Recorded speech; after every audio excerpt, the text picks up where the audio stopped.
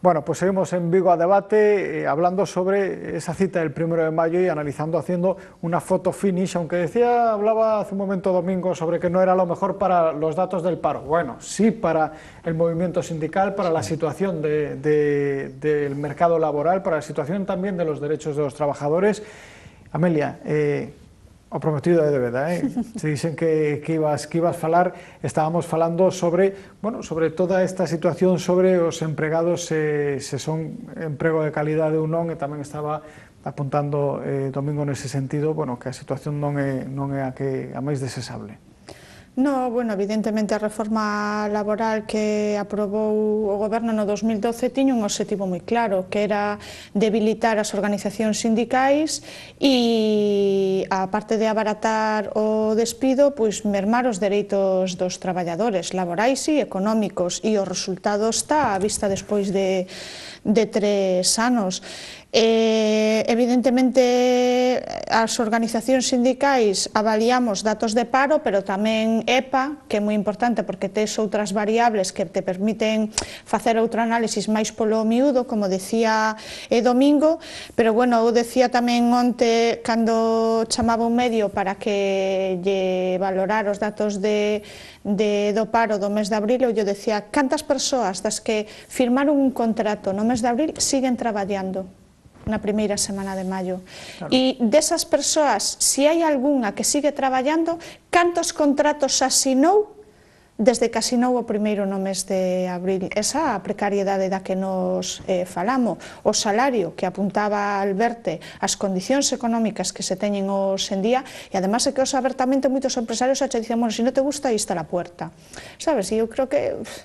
Bueno, pois o que decimos sempre, que eles creen que se llevan ben a eles perfecto, e bueno, e nos creemos que se están equivocando, e despois o problema da emigración, os rapaces que se acaban indo e que temos un problema a medio e a longo plazo porque os nosos xóvenes non están aquí, e os leía unhas declaracións da presidenta de FEMSA que decía que era unha garantía hoxe en día ter unha boa formación para ter un contrato de traballo.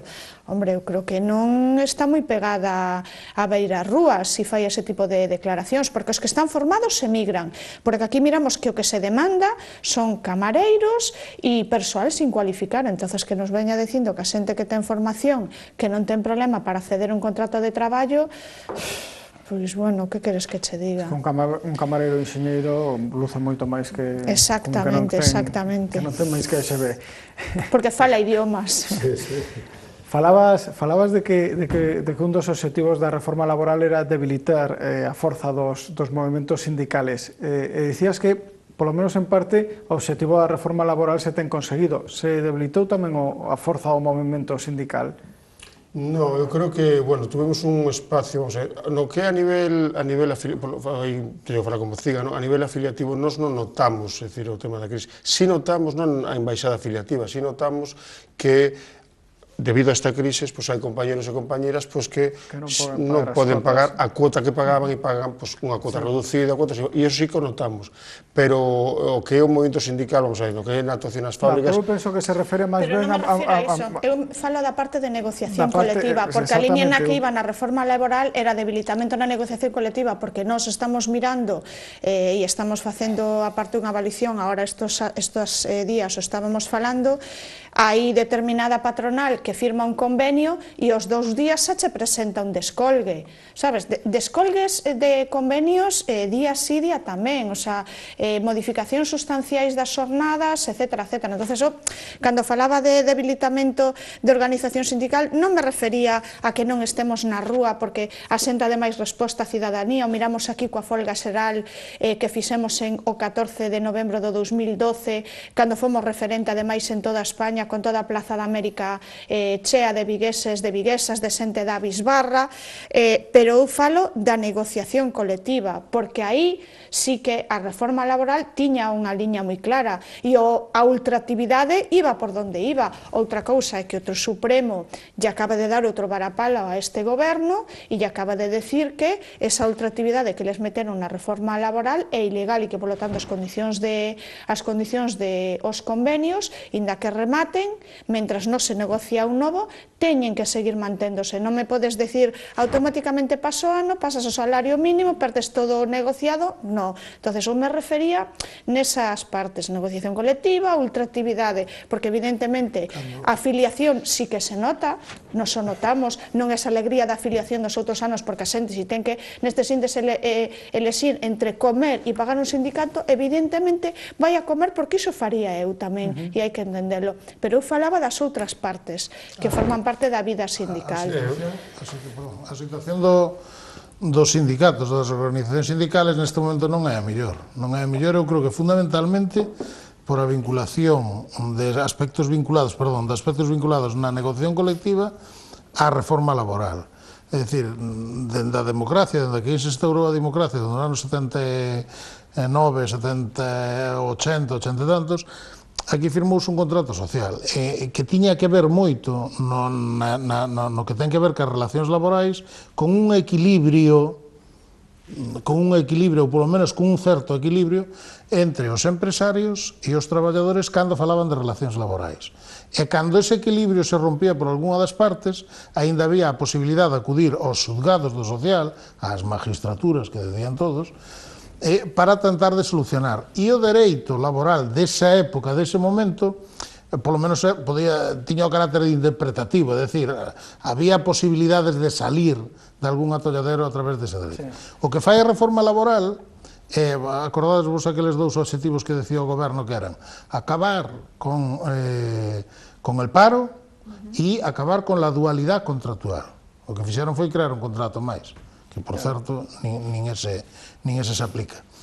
Pero o obxectivo escondido que tiña era debilitar as organizacións obreiras como as organizacións sindicais, fundamentalmente acabando coa negociación colectiva. E a verdade é que lle deron un toque no negativo moi importante ese proceso, sin conseguilo, fundamentalmente porque non toda a clase, non todo o empresariado é como eles pensaron que era, e hai xente que valora o acordo, hai empresarios que ainda valoran o acordo por encima de outras situacións máis complexas, porque os xulgados lle están sacando a razón día a día, o Supremo xa vayan alá dúas sentencias vinculadas á duración da alta actividade, aquela palabra que nos inventamos non fai máis de un par de anos, pero está claro que por as organizacións sindicais van e por as organizacións de clase moito máis. Pero, quería interrumpirte aí, eu creo que tamén a mellor habrá que facer tamén autocrítica polo tema mesmo dos comentamos dos acordos sociales, porque eu creo que a situación esa que falabas antes como unha especie de paz, de que se viviu durante anos, tamén foi unha paz, bueno, que algunha xente, personalmente, sabes que nós non estamos de acordo cos acordos sociales, ni co pacto social, porque creemos que moitas veces, e se está demostrando, porque cando unha parte forte se está demostrando ahora que a patronal, que a axuda do goberno é forte, o que está demostrando é que rompeu ese acordo non escrito e está sendo moi agresiva. Entón, nos creo que non solamente se trata de negociación colectiva, eu creo que os sindicatos temos que dar tamén un golpe na mesa e dicir, hasta aquí chegamos, porque creo eu, e polo menos é o noso punto de vista, que non só basta ca negociación, non só basta con sentarnos e chegar a acordos, sexa na empresa, sexa acordos a nivel estatales ou galegos, nos temos que confrontar ca patronal e a mellor hai tamén que tomar outras vías que evidentemente acabarán na negociación, pero tamén para exixir que se cumplan certas cousas. E non só deixar todo eso peso que... Non, a culpa é só do goberno, e eu creo que nós, todas as centrais sindicais, deberíamos facer unha certa autocrítica se o camiño que se fixo hasta ahora foi o camiño correcto. Pero, a ver, eu aí comparto contigo nunha parte, pero evidentemente que nós como organización sindical, nós, desde logo Comisións Obreiras, sempre utilizamos dúas vías, negociación, presión. E evidentemente nun momento determinado, e ti o sabrás cando tes un conflito nunha empresa e convocas unha folga, iso non significa que non te vayas a sentar nunha mesa de negociación co empresario enfrente, porque evidentemente ti tes un obxectivo final e é conseguir unhas melloras e levantar esa folga, que non a vas a ter eternamente aí. E sobre todo na negociación bipartita, na negociación do empresario. Entonces, evidentemente, nun momento determinado ti podes decir, deume mellor ou peor resultado. o tema dos acordos sociales. Tampouco podes chegar a unha mesa e decir a todo que sí, pero sí que teñen que escoitarnos, porque a veces é moi... E eu, dende logo en Comisións Obreiras, o pensamos así. Moitas veces escoitanon desde fora, desde a rúa, pero tamén nos teñen que escoitar en unha mesa, decirlle a cara as propostas que temos e o que pensamos. Iso non significa que vayamos a asinar todo, pero sí que nos sentemos e que nos escoiten. E hai outras, e en outras épocas se asinaron en un momento determinados acordos que vos criticáchedes, pero que vos, que despois había medidas que se engadían nos acordos, como foi o tema da xubilación parcial, que despois aplaudíchedes. Entonces, bueno, a ver, eu entendo que a vosa postura como CIGA que ten que é esa, pero non me podes decir que as organizacións sindicais solo podemos estar na vía da movilización. Temos que ter as dúas vías, presión, negociación. Eu non digo que estemos nas dúas vías, teño claro que se sola estás na batalla, pois non se chega a ningún acordo, habrá que sentarse e poñer as cartas boca arriba e chegar a acordos, pero eu digo que moitas veces cando se firman certos tipos de acordos a nivel estatal, por exemplo, nos estamos maniatados, porque a hora de negociar por moita presión, ahora que tú mencionabas, por exemplo, no caso de Comisións Obreiras, UGT ou CIGA, calquera, estamos negociando nunha mesa, moitas veces estamos atados aos acordos que a nivel interconfederal se firman en Madrid. Entón, eso nunha situación de prosperidade, podríamos discutirlo, que creo que nunca se dé unha situación de prosperidade real no Estado español. Creo que mellor que ahora estuvemos, pero de prosperidade tampouco fomos ricos, tampouco vamos aquí a tirar os coches por la ventana porque tampouco éramos ricos.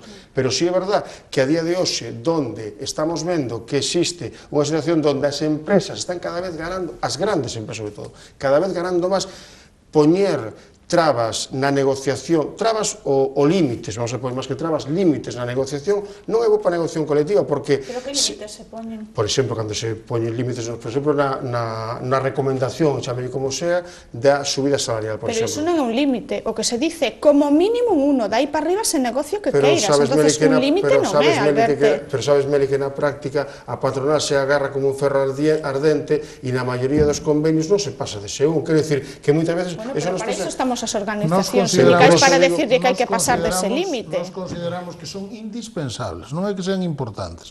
Os acordos interconfederais, os primeiro, segundo, se agora hai a posibilidade tal, nos pensamos que a única solución á subida salarial neste momento, neste país, en este Estado, ten que ver fundamentalmente coa posibilidade ou non de acordo en Madrid. Se iso non, xa sei que non estades de acordo por razóns evidentes, pero eu digo, se neste momento o UGT tanto é así que vai a pelear, porque así sea, non é que nos escondamos, é que nós témolo como bandeira, é dicir, ou hai ese acordo co empresariado a nivel estatal, interconfederal, intersectorial, ou o problema dos salarios en España vai a persistir durante un bo tempo. Por qué? Porque senón sería pelear entre a empresa e o empresario de 6 obreros, onde a mitad son cuñados, primos e sobriños, para negociar esa subida salarial.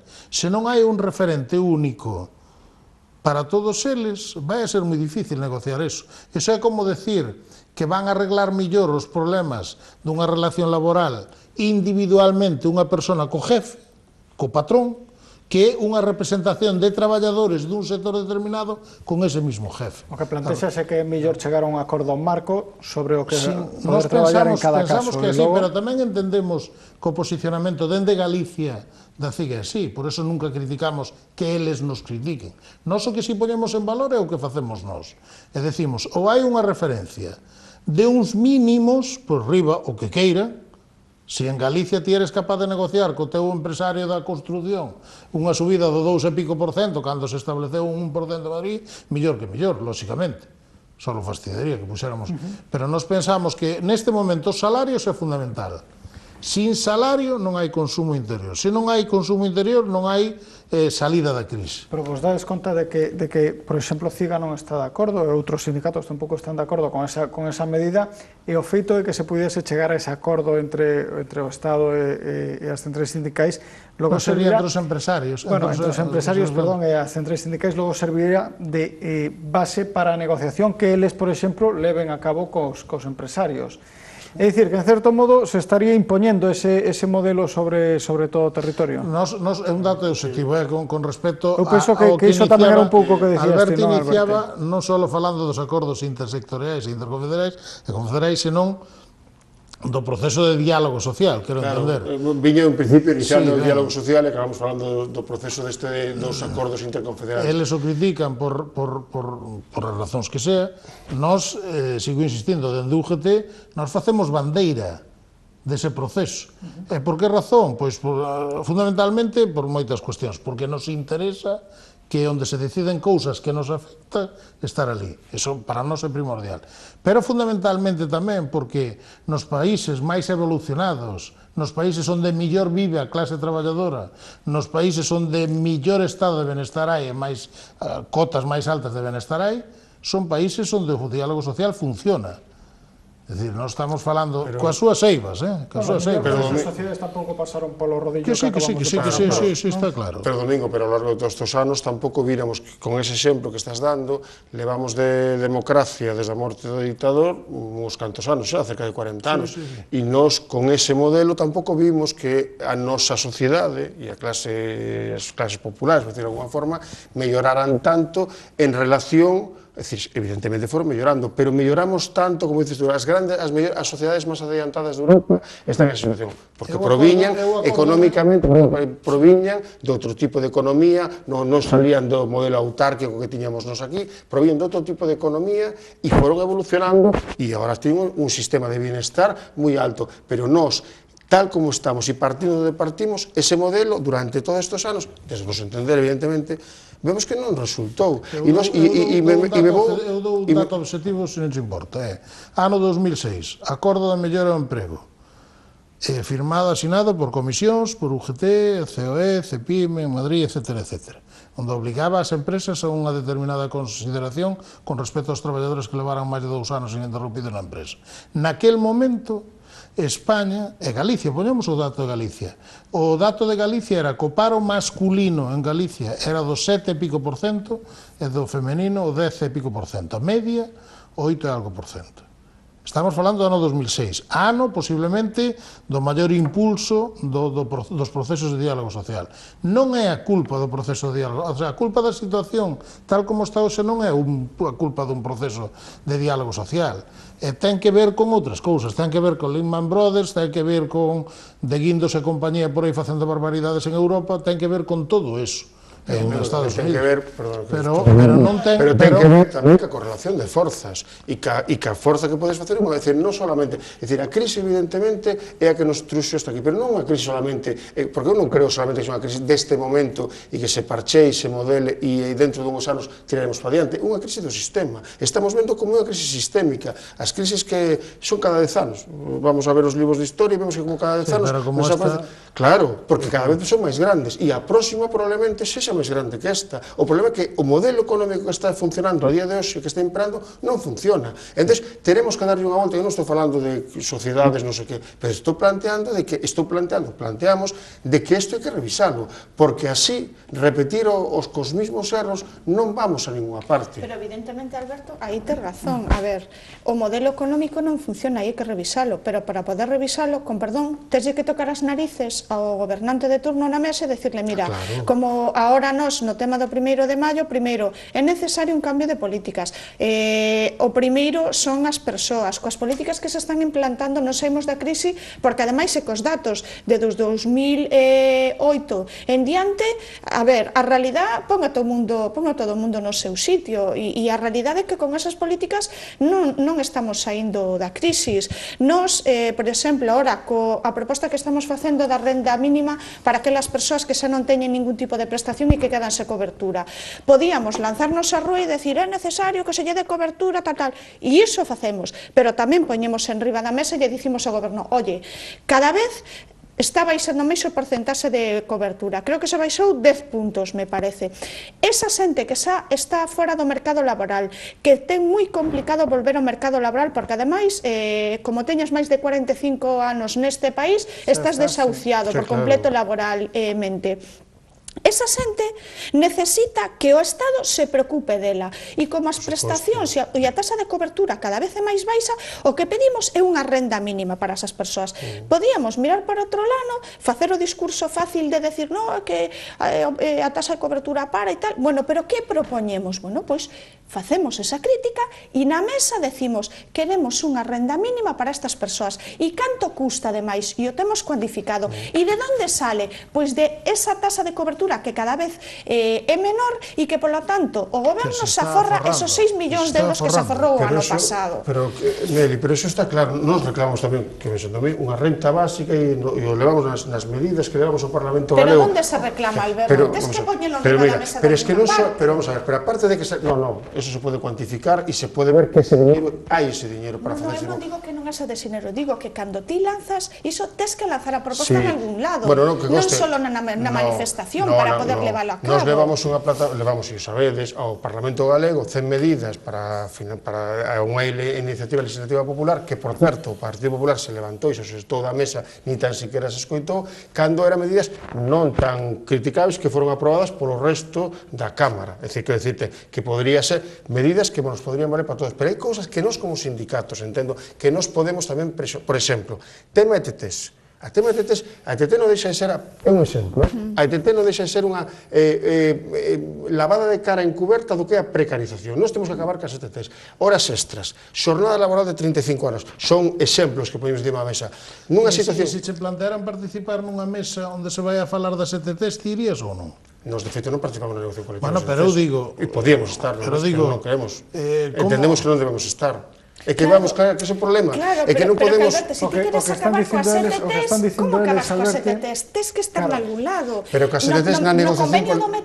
No convenio do metal se introduciu un artigo que regula o tema das ETTs. Se non estuverades nesa mesa do metal, non se recollía ese... A ver, entendes o que quero dicir? Xa non entendo, Meli, pero... Para organizar un pouco as ideas, porque tamén hai moitas cousas das que se están falando que o mellor a xente non está entendendo do que se está falando. Estamos falando da forma na que se fan esas reivindicacións, non das reivindicacións en sí mesmas, porque son moitísimas e tampouco daría para debatelas todas aquí. Estamos falando da maneira na que se fai chegar a mensaxe aos empresarios, ao goberno, a quen corresponda. Amelia e Domingo están falando de que, bueno, se non faz unha mesa de diálogo cos empresarios para decirlles, oye, queremos isto de aquí e o queremos por isto, é moi difícil que les podan entender que o que pretendes. Están censurando ou criticando en parte que solamente se utilice a vía da manifestación. Plantexaba, por exemplo, Domingo, o caso das ETTs, dixo, oye, se fai unha mesa para falar sobre isto, vos os sentades a falar? Pero vamos a ver, nós en ningún momento falamos de nos sentarnos a falar, de feito nos participamos na negociación. E iso era outra cousa que quería aclarar, que eles tampouco están descartando esa opción. Pero, por exemplo, que eu quero dicir que aquí hai dúas vías. Por unha parte, a política, a presión, por exemplo, o tema de exixir unha reforma fiscal progresiva que paguen que máis ten, que iso é político, iso non, político todo, político, sindicalismo tamén é política, pero nós eso temos que reclamarlo como políticamente, exixindo os gobernos de turno que fan ese tipo de medidas, que adopten ese tipo de medidas, ou, por exemplo, a renta básica, pero, por exemplo, medidas que nós, que digo que a nós como sindicatos nos correspondería facer na negociación, que é, por exemplo, o tema das horas extras. Estamos vendo na situación dramática, que no análisis coincidimos todas as partes, tan dramática estamos vendo... Trata de, por favor, de concluir. Que, por exemplo, que non se está poñendo freno en empresas con beneficios económicos e están facendo en moitas das empresas horas extras a lo loco. En cambio, non nos paramos nas negociacións e deberíamos entrar en cosas que eso sí podía ayudar por a nosa parte a creación de emprego. Pero iso é negociación colectiva. Diálogo social, fadamos de cousas de máis calado, como ti decías, a reforma fiscal, outro tipo de propostas como a renta mínima, que hai é onde hai que estar tamén, porque que dices ti, porque non somos organizacións sociopolíticas, por lo tanto temos que facer propostas políticas tamén. Sí, de deixar ben claro eso, é dicir, nós, e incluso se aparece nos nosos textos congresuales, o diálogo social é un fin para acadar obxectivos que eu creo que en principio non se iban a acadar do xeito. Alá onde se nos chame, Nós, en principio, non decimos nunca que non, a non ser que se poñan en duda preceptos legales ou cuestións por estilo, ou ilegalidades. Pero sempre que se trate de tratar asuntos que teñan que ver coas relacións laborais, ca negociación colectiva, con aspectos sociais que nos afecten, ali vamos a estar seguro. Domingo, Alberto, Meli, moitísimas grazas aos tres por acompañarnos, e seguro que seguiremos falando de todo isto e demais, como xa temos feito. Moitísimas grazas, de verdade. Gracias a vos. A ustedes, pues tamén muchísimas gracias por acompañarnos, como siempre. Nos vemos en 7 días aquí en Vigo a Debate, en Localia Vigo. No se vayan, por favor.